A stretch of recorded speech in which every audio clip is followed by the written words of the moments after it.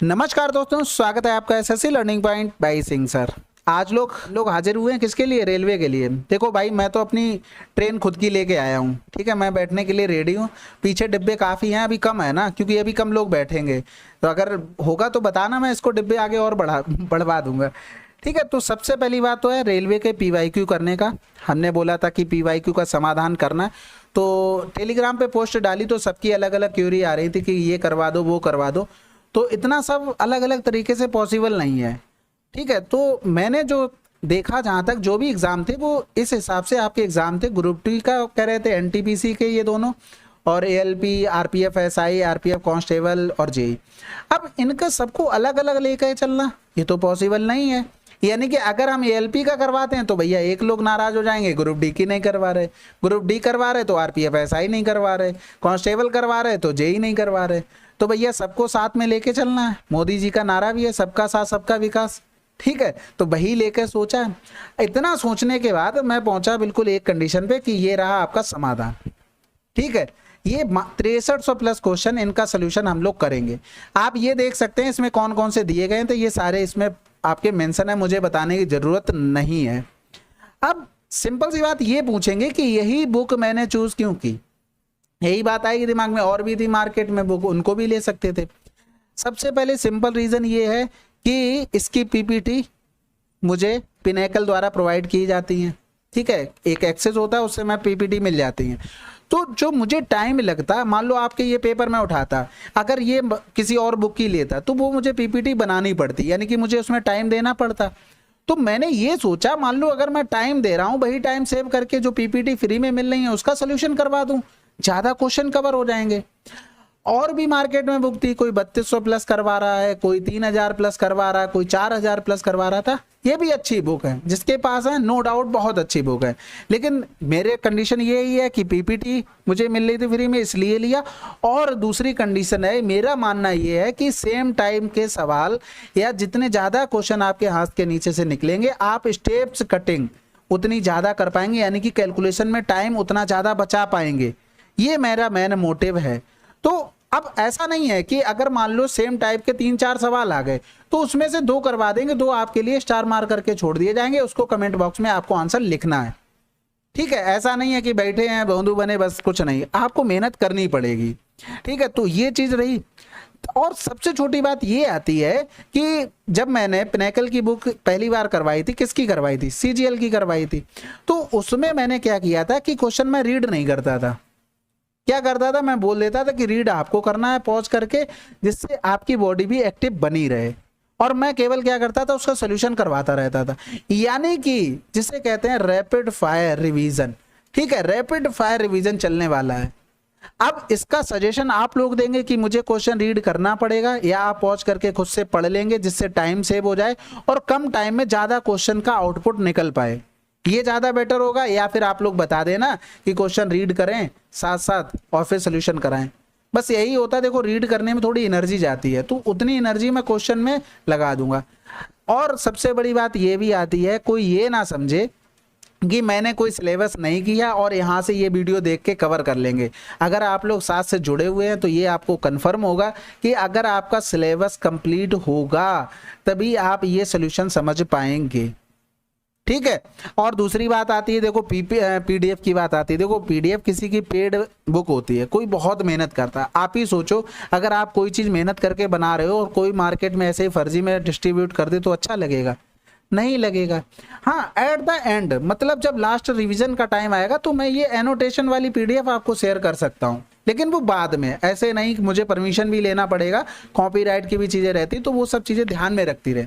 हर किसी को लगता है कि मेरी मेहनत बर्बाद ना जाए। भाई, एक बुक बनाने में काफ़ी, आपको भी पता है कि कोई ना कोई एम्प्लॉय रखे होंगे, भाई जॉब कर रहे होंगे बच्चे या लड़के, कोई भी, तो उनको भी उनको सैलरी चाहिए। बुक की पीडीएफ मिल जाएगी, आप उसी से सेटिस्फाइड हो गए तो भैया बोलो क्या करेंगे?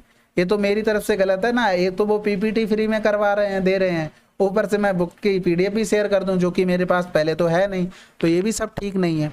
बाकी आप लोगों का क्या सजेशन है इसके बारे में वो बताइएगा। ज़्यादा तो बातें कर नहीं सकता, सैरो सारी आती नहीं है कि अब मैं आपको अलग से मोटिवेशन कर दूं। ये मोटिवेशन आपके अंदर खुद से आना चाहिए।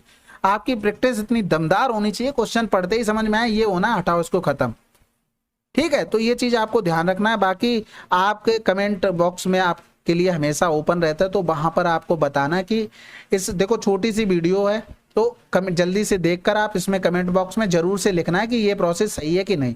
मैं देखो हर एक को अलग अलग से, तो भाई आप ये सोचो कि हम सबको अलग अलग करवा दें, नहीं हो सकता। अच्छा हाँ, इंपॉर्टेंट चीज़ तो बहुत रहेगी, क्या रह गई कि मैं करवा रहा हूँ, चलो मैंने अरिथमेटिक से स्टार्ट करना है, ठीक है, मैंने स्टार्ट किया, तो इसका मतलब ये नहीं कि आप मेरे ही भरोसे बैठे हैं, आपको सेल्फ प्रैक्टिस भी करनी है, ये मेन चीज है। ठीक है, सेल्फ प्रैक्टिस भी करना बहुत जरूरी है, क्योंकि अब इतना 6200 प्लस क्वेश्चन है, अगर मैं डेली 50 भी करवाता हूँ, डेली 50, ठीक है, बहुत बड़ी बात होती है, तो इधर हो जाएगा 12 पंजे 60, यानी कि 124 दिन लगने वाले हैं।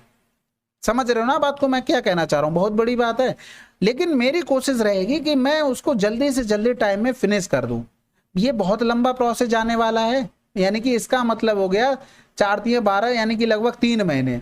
मैं कोशिश करूंगा 3 महीने के अंदर निपटाने का। और सबसे बड़ी बात आती है भाई, सिंप्लीफिकेशन तो बिल्कुल नहीं करवाऊंगा, नंबर सिस्टम और आपका एलसीएम हो गया, एलसीएम एचसीएफ हो गया, ये सबसे बाद में रहेंगे वो भी, क्योंकि देखो नंबर सिस्टम ऐसा होता है कितना भी पढ़ लो, आपका बेसिक क्लियर होगा ना, आप थोड़ा पढ़े होंगे किसी सर से, तो आप कर लेंगे। एलसीएम एचसीएफ भी इतना टफ नहीं होता, आप खुद से कर सकते हैं। तो मेन टॉपिक पहले पकड़ेंगे और जल्दी जल्दी फिनिश करते हुए चलेंगे। तो ये चीज आपको ध्यान रखना है। जैसे मैं अरिथमेटिक करा रहा हूँ, तो आपको एडवांस पोर्शन यानी कि ज्योमेट्री हो गया, अलजेब्रा हो गया, ये सब करते चलना साथ साथ। पता लगे आप मेरे ही भरोसे बैठे हैं और आपका एग्जाम आ गया, तो फिर आप दिक्कत में हो जाएंगे। जो चैप्टर मैं करवाते चल रहा हूँ, जैसे मैंने परसेंटेज स्टार्ट किया, टेंशन फ्री रहो, परसेंटेज के अलावा आप दूसरा चैप्टर पीछे से पढ़ो कोई। मैंने प्रॉफिट एंड लॉस स्टार्ट किया, आप दूसरा कुछ पढ़ना स्टार्ट करो। ये चीज आपको ध्यान रखनी है। ऐसा नहीं है कि आप बैठ गए हमारे ही भरोसे, क्योंकि देखो पेपर अगर आपका आ गया, अभी तो कुछ अनाउंसमेंट हुआ नहीं, पेपर अगर आ गया टाइम से, तो आप तो अपने प्रिपेयर रहें। हाँ, जिसमें मैं श्योर होता हूँ, जैसे 53 शिफ्ट अभी जीडी की करवाई, मैंने बोल दिया ये मेरे ऊपर छोड़ दो, क्योंकि मुझे पता है पेपर बहुत दिनों बाद है, लेकिन इसका कोई भरोसा नहीं ना कब आ जाए आपका एग्जाम। तो ये आपको सोचना है मेरे भाई, ठीक है। ये नहीं कि मेरे ऊपर पूरे डिपेंड हो गए कि नहीं अब तो ये सब हो ही जाएगा, फिर बाद में कमेंट में आके गालियां लेकर नहीं करवाना था तो क्यों बोले, ये सब नहीं होना चाहिए। इसीलिए मैं वीडियो भी बना रहा हूँ कि आपको अपने से भी प्रैक्टिस करती चलनी है। नहीं करोगे तो भैया देखो फायदा तो कुछ नहीं होता है। मेरे प्रैक्टिस करने से अगर आपका सिलेक्शन हो जाता, मैं 4 गुना और मेहनत कर लेता।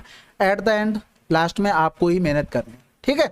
तो कमेंट बॉक्स में जरूर लिखिएगा आपका जो भी सजेशन हो। बुक आपको ये अगर हो आपके पास, ठीक है, परचेज करना चाहते हो तब भी ठीक है, लिंक आपको कमेंट बॉक्स में मिल जाएगा, तो वहाँ से भी आप देख सकते हैं। बाकी बाइलिंगुअल पीपीटी रहेंगी, कोई दिक्कत नहीं, इंग्लिश हिंदी दोनों में, और स्पीड करेंगे, ठीक है, स्पीड से करेंगे।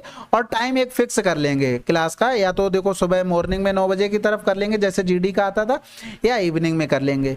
और हाँ, अगर कोई एसएससी वाला बंदा देख रहा है, एसएससी वाले देखो सबसे पहले बात तो जो बेस्ट क्वेश्चन करवाए हैं उनको आप कंटेस्ट कर लो। इसके साथ साथ जो सीडीएस का चलेगा, मेरा टारगेट है जैसे 2024 आगे जो भी होगा, अभी तो बंद हो चुका है सीडीएस का, वो करवा देंगे, फिर 2023 का, 2022 का, ये मेन टारगेट है अभी लेटेस्ट में। इसके पीछे फिर भी टाइम कुछ बचता तो 2021 का कर लेंगे, लेकिन लगता नहीं मैं यहाँ तक पहुंचूंगा। ये दोनों कर लेंगे, first paper second paper, first paper second paper. अब मैं ये क्यों कह रहा लास्ट में नहीं पहुंचूंगा, क्योंकि देखो तब तक तो आपका ये हो जाएगा जेई का शायद पहले है ना, उसके बाद सीपीयू का भी हो जाएगा, उसके बाद आपका सीएचएसएल भी हो जाएगा, तो ये भी हमको करवाने हैं, क्योंकि बेस्ट क्वेश्चन पूछे जाएंगे तो आपके लिए हमेशा मैं तैयार रहता हूँ, ये चीज़ें आपको प्रोवाइड की जाएंगी। तो मैं इतना कमिटमेंट भी नहीं करता हूँ कि सीडीएस आप इतना फोर्स करो। सबसे पहले ये देखो ना, एसएससी में जो पूछा जा चुका है वो कितना हमें आता है, उसके बाद हम इस पे सीडीएस पे आएंगे ना। और सिंपल सी बात है, सीजीएल 2024 का भी बहुत टाइम है, तो आप टेंशन फ्री रहो इस सीडीएस के लिए, ठीक है। और जो भी चैप्टर बेस्ट क्वेश्चन में जो बचे हैं, आपके स्टैटिक्स वाला बचा है, प्रोबेबिलिटी बची है, मैं करवा दूंगा, आप टेंशन बिल्कुल फ्री रहो। बस आप अपनी तरफ देखो कि मैं कितना कर पा रहा हूं, मेरे करवाने से कोई फायदा नहीं, आप कितना कर रहे हैं उससे बहुत फायदा है, ठीक है। कमेंट बॉक्स में जरूर से कमेंट लिखना है, ठीक है। कोई सजेशन हो, टाइम में अगर बताना हो कि इस टाइम पे वीडियो अपलोड होनी चाहिए, वो भी कमेंट बॉक्स में आप लिख देना, ठीक है। चलो मिलते हैं अगले वीडियो में, तब तक के लिए जय हिंद, जय भारत।